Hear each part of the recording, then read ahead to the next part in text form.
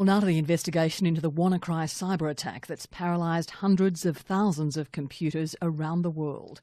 Security firms and governments are narrowing in on who's responsible. Some are blaming Microsoft, some are pointing the finger at North Korea. Russia is blaming US surveillance agencies for letting their hacking tools fall into the hands of cyber criminals. Anne Barker has our report. Across the globe, victims of Friday's ransomware attack are still dealing with the aftermath. Hospitals in Britain were among those worst affected, with computer systems frozen, forcing emergency wards to shut.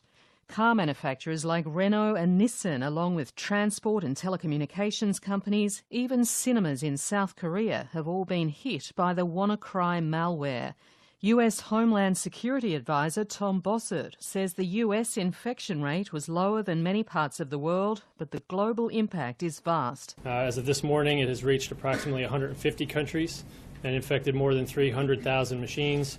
The good news is the infection rates have slowed over the weekend. We had been concerned about that when last we talked. And the financial cost hasn't been as bad as many feared. Despite appearing to be criminal activity intended to raise money, it appears that less than $70,000 has been paid in ransoms, and we are not aware if payments have led to any data recovery. Governments and security experts are hoping the worst is past, though Britain's Health Secretary Jeremy Hunt says all organisations, government and private, can do more to protect themselves from future attacks. And according to our latest intelligence, we have not seen a second wave of attacks, and the level of criminal activity is at the lower end of the range that we had anticipated, and so I think that is encouraging. But the message is very clear, not just for organisations like the NHS, but for private individuals, for businesses. Although we've never seen anything on this scale when it comes to ransomware attacks, they are relatively common, and there are things that you can do, that everyone can do, all of us can do to protect ourselves against them. Australia has been relatively shielded from the damage, with reports only 12 small businesses were affected. As authorities try to trace those responsible for the worm, many are already pointing the finger of blame.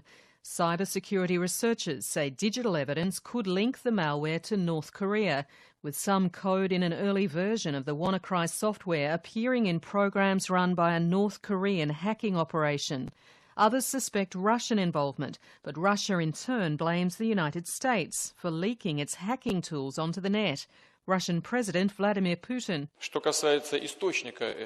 Microsoft has said the primary source of the virus is the intelligence services of the United States. Russia is absolutely uninvolved. We understand that releasing these genies from the bottles in such a way, especially those created by the intelligence services, may in turn bring harm to their authors and creators. This is why this subject must be discussed without delay on a serious political level to work out a system of protection.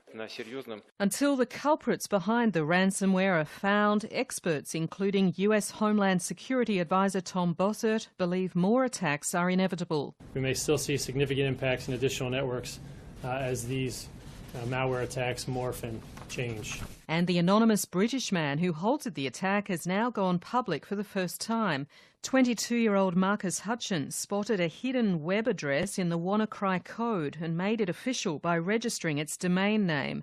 That move, which cost around $10, redirected attacks to the server of the security company where he works and kept the malware from spreading. So I've had people sort of inundating me with messages thanking me, saying that I'm a hero. I mean, I sort of just registered this domain for tracking, and I didn't intend for it to sort of blow up and me to be all over the media.